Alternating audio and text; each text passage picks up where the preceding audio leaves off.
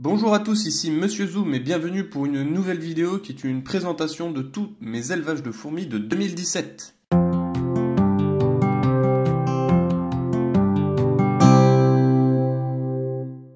Mais avant de commencer, savez-vous ce que c'est? Oui, bien joué, c'est un étui. Mais savez-vous ce qu'il y a à l'intérieur? Des choses qui doivent être protégées par un étui? Oh là là, mais qu'est-ce que vous êtes perspicace! Attendez, j'ouvre. Vous reconnaissez peut-être pas l'objet en question, mais il s'agit en fait de lentilles macro qu'on peut fixer à son portable. Comme vous le savez, je filme avec ce dernier et malgré la très bonne qualité de l'appareil photo, je voulais un peu mieux pour filmer mes fourmis. Donc cette vidéo servira un peu de test de ces lentilles macro en parallèle de la présentation de mon élevage. Ce sont mes premiers plans, donc me jugez pas, je m'améliorerai promis.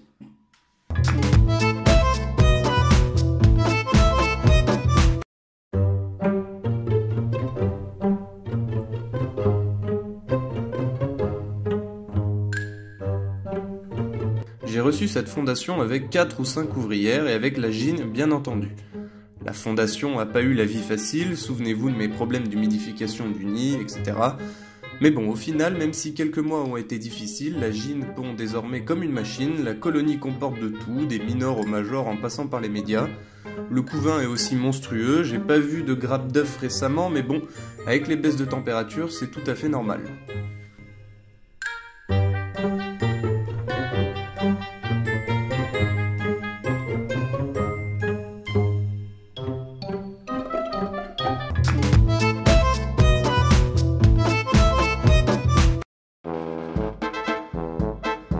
Celle-là, c'est ma petite dernière.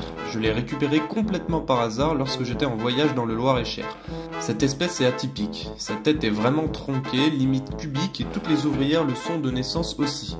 En fait, lorsque la gine fonde, elle se sert de sa tête pour bloquer l'entrée de la galerie et ainsi renforcer la sécurité. Les ouvrières font de même lorsque la nuit vient. Alors d'après ce que je sais, une fois l'essaimage passé, la nouvelle gine va essayer de trouver un coin où se poser et commencer à pondre. Sauf que ces dames aiment beaucoup le bois. On trouve souvent des nids dans des coquilles de noix ou à l'intérieur de branches creuses. Du coup, ça rend la fondation de cette espèce assez complexe et il est grandement recommandé de lui filer dans le tube une petite branchette creuse où elle peut se blottir. Comme vous pouvez le voir, ça ne me réussit pas trop pour le moment parce que madame n'a toujours pas pondu, mais soyons patients.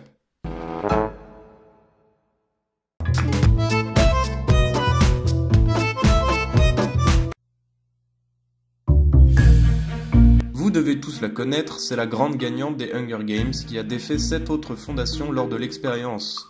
Vous savez tout sur elle, beaucoup d'ouvrières, un couvain toujours aussi gros et des larves partout. Je pense que ce sera une des dernières vidéos où vous la verrez cette année parce que ces dames vont entrer en diapose dans pas trop longtemps. Ça se voit d'ailleurs à l'absence de nouveaux œufs.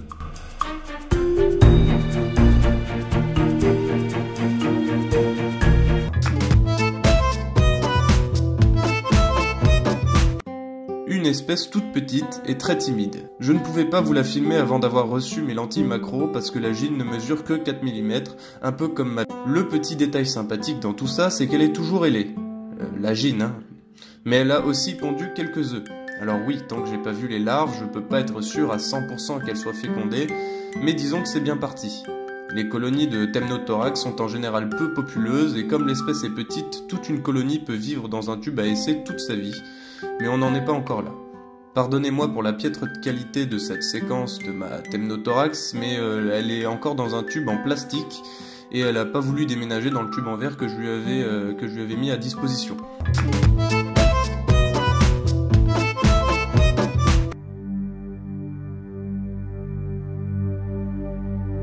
Oui, ça fait longtemps que vous en aviez pas entendu parler, mais elles sont encore là. Depuis la dernière vidéo sur elles qui remonte à quelques mois, pas grand chose d'extraordinaire s'est passé, la colonie possède toujours la gine, véritable beauté dorée, ainsi que plus de 200 ouvrières, j'ai compté. Ceux qui sont sur le Discord ont pu voir à maintes reprises des photos des majors dont je suis vraiment fan. Pas de grappe d'œufs, mais une bonne soixantaine de larves et de cocons composent le couvain actuel.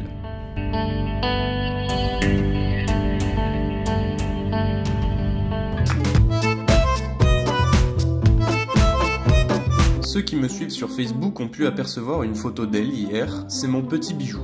Je trouve ces couleurs vraiment magnifiques. Au début, quand je l'ai récupérée, elle n'était pas comme ça, le gastre était beaucoup moins gonflé et donc bien plus sombre. Mais lorsqu'elle a commencé à pondre, elle a dévoilé de très belles couleurs. J'ai récupéré cette jean mi-août sur un chemin, il devait y avoir un essaimage pas loin parce que pas mal d'élés étaient dans le ciel et il y en avait plusieurs autres à terre. Malheureusement, je n'avais qu'un tube. Sinon, pour moi, c'est une espèce parfaite pour débuter, un peu comme les Lasius. Besoin en humidité moyen, une température correcte et de jolies ouvrières. Bref, si vous avez l'occasion, je vous la conseille.